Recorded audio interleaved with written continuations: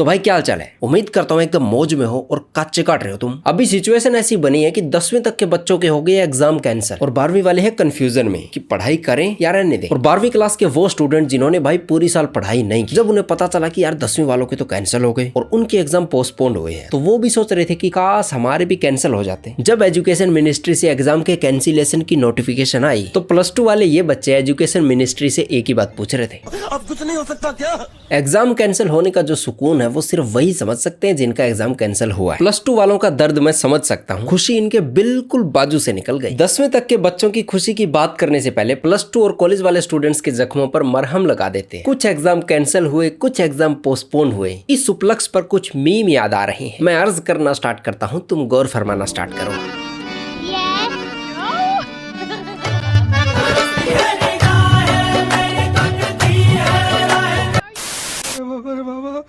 अरे देवा देवा देवा, मैं तो तेरे को हरामी समझता था, तो राम निकला रे, देव मानुस निकला रे।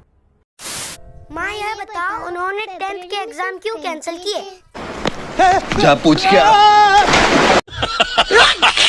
ज्यादा नहीं, +2 के सिर्फ 70-80% बच्चे चाहते हैं कि उनके भी एग्जाम कैंसिल हो जाए, क्योंकि इन बच्चों को अपना रिजल्ट पहले से पता है और जब रिजल्ट पता हो तो फालतू का रिस्क क्यों लेना। वैसे भी डर के आगे जीत सिर्फ उन्हीं को दिखती है जिनको ये बोलने का पैसा मिलता है। बच्चे मुश्किल से एक नंबर जोड़ के पास होते हैं और कुछ तो ऐसे होते हैं जो एक नंबर से ही पास होते हैं। एक बालक जिसके 33 नंबर आए हो और एक वो जिसके 32 नंबर आए हो। एग्जाम कैंसिल होने के बाद अगर कोई उनसे पूछे कि कैसा लग रहा है, तो वो स्टूडेंट शांत चित्त से एक ही जवाब देंगे, मेरी खुशी का कोई पार नहीं। अब जिस बच्चे ने बड़ी मुश्किल से कोई पढ़ाकू दोस्त बनाया हो, सिर्फ इस उम्मीद में कि ये एक दिन तुम्हारी नैया पार लगवाएगा, और फाइनल एग्जाम में अगर टीचर उस बच्चे को नकल मारता पकड़ ले, तो भाई उस बंदे की मेहनत पर पानी फिर जाता है। नकल करने वाले बच्चे भी अलग अलग तरीके से नकल करते हैं। कुछ होते हैं नॉर्मल नकलची, आगे पीछे से 1-2% पूछ के उनका काम चल जाता है। फिर होते हैं एक्स्ट्रा ऑर्डिनरी नकलची, ये बंदे ऑन कैमरा भी नकल करने से पीछे नहीं हटते। मान लेते हैं किसी की मम्मी MLA है और अबव 90% लेना उस बालक का जन्मसिद्ध अधिकार है, बेशक उसने पढ़ाई न की हो। मध्य प्रदेश की एक कांग्रेस नेता का बेटा अपने BA फाइनल एग्जाम्स में खुलेआम चीटिंग करते हुए कैमरे पर कैद हुआ है। लेकिन थोड़ी देर के लिए कम से कम कैमरे की तो शर्म करो यार। भाई एकदम पूरी चौड़ में अलग बैठ के एग्जाम दे रहा है। जरूर सुपरिटेंडेंट को इसकी मम्मी का फोन आया होगा कि तुम्हारा भावी CM एग्जाम दे रहा है और चू भी नहीं करनी है। कोई रोकने वाला नहीं है, उससे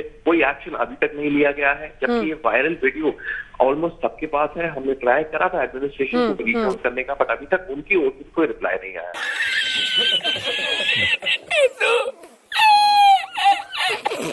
इससे पहले भी तब विवादों में आई थी जब पिछले साल मंदसौर किसान प्रदर्शनों के दौरान पुलिस थाना जला देने की धमकी देते हुए वो कैमरे पर पकड़ी गई थी। लेकिन जब मम्मी इतनी डेयरिंग हो तो बच्चे को कैमरे का काहे का खौफ है? क्या तुमने ये कभी सोचा है कि हमारे देश में हर दूसरे घर में इंजीनियर भरे पड़े हैं, लेकिन फिर भी हमारे यहाँ कोई इन्वेंशन क्यों नहीं होता? जवाब ये देखो। The duo ordered a mini microphone and other equipment online and used Bluetooth technology with mobile phone switched on and kept hidden in underwear. हमारे इंजीनियर अंडरवियर में टेक्नोलॉजी फिट करने में लगे हुए हैं, जिससे कि वो नकल के इस पावन अवसर पे, मेरा मतलब है एग्जाम में नकल करके अच्छे नंबर ले सके। अंडरवियर का ये प्रोजेक्ट पूरा करने में भी इन्हें कम से कम 20 दिन लगे होंगे और इतने में तो पेपर की तैयारी आराम से हो सकती थी। लेकिन इन्होंने वहां दिमाग नहीं लगाया, बल्कि ये अंडरवियर में नकल का यंत्र का आविष्कार कर रहे थे। शाबाश, जुग जुग जियो मेरे इंजीनियर, जुग जुग जियो। तुम एग्जाम देने जाओ और सोच के देखो वहां तुम्हारे लिए सबसे अच्छी चीज क्या हो सकती है। तुम सोचोगे कि नकल हो जाए, मैं इधर उधर से पूछूं तो मेरे को टीचर टोके नहीं, लेकिन नहीं,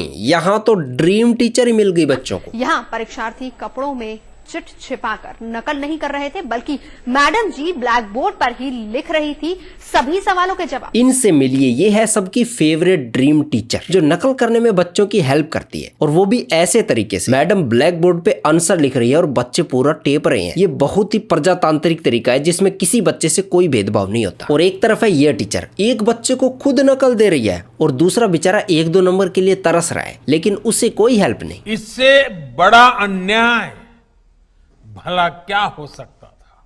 और फिर जो धमाका हुआ, 1 सेकंड में मैडम लाइन पे आ गई। जैसे ही कैमरा दिखा, मैडम के हाथ ने तुरंत उड़ान भर ली। लेकिन अब चाहे जितना मर्जी बहाना बनाओ, कारनामा तो रिकॉर्ड हो चुका है। मेरे हिसाब से कारनामा ये नहीं कि एक बच्चे को मैडम नकल दे रही, कारनामा मेन ये है कि दूसरे बच्चे को देखने नहीं दे रही। ये गलत है यार, सरासर अन्याय है ये। और आखिर में ये विंडो भी उसी बालक ने बंद की जिसको मैडम देखने नहीं दे रही थी। यही तो है वो इंसानियत जिसकी उम्मीद में दुनिया जी रही है। इस घोर कलयुग में ये देखकर मेरा फेथ इन ह्यूमैनिटी रिस्टोर हो गया। अब बोर्ड के एग्जाम का जो खौफ होता है वो 10वीं क्लास के स्टूडेंट में ज्यादा होता है, क्योंकि हमारे जो ज्ञानवान टीचर होते हैं ना, वो बच्चों को इतना डरा देते हैं कि बोर्ड एग्जाम है तो पता नहीं क्या है। 12वीं वालों को भी खौफ होता है, लेकिन वो उस लेवल का हाई नहीं होता, वो थोड़े चिल रहते हैं। 10वीं क्लास के बच्चों का हाल तो ये होता है कि एग्जाम सेंटर पे पहुंचने से पहले उनकी हार्ट बीट 140 पार कर जाती है और रूम नंबर देख के जैसे तैसे वो रूम तक पहुंचते हैं। 15 बार अपने दोस्त से पूछते हैं कि पूछूंगा तो बता तो देगा ना तू। अब वो दोस्त हाँ तो भर दे रहा है, लेकिन इस कारनामे में पकड़े जाने का डर दोनों को बराबर लग रहा है। एग्जाम को लेकर इन बच्चों में खौफ का लेवल ये होता है कि आंसर शीट मिलने के बाद एक एक नंबर करके ये अपना रोल नंबर भर रहे हैं, और वो पहला पेज पूरा भरने के बाद उसे 36 बार रीचेक कर रहे हैं। इन्हें खुद पे भरोसा नहीं है कि बिना गलती के ठीक कैसे भर दिया मैंने। और जैसे क्वेश्चन पेपर मिलता है, तत्काल प्रभाव से कुछ बालक खुश हो जाते हैं और कुछ के तोते उड़ जाते हैं। आगे वाले स्टूडेंट ने अभी क्वेश्चन पेपर पढ़ा नहीं और उसको डंडा देना शुरू कर देते हैं कि भाई 7वां क्वेश्चन आता है तेरे को, अरे 5 नंबर का ये ऑप्शन वाला कौन सा करेगा तुम, अरे भाई एक एक नंबर वाले लास्ट के ये तीनों बता दे, बस बेचारे को सांस तो लेने दे। और अगर कोई स्ट्रिक्ट टीचर आ जाए तो जो नकल भरोसे बैठे थे वो बेचारे मन ही मन ऐसे दहाड़े मार के रोते हैं कि उनके चेहरे पर बजे 12 सबको दिखते हैं। और अगर कोई टीचर सपोर्टिव आ जाए तो बस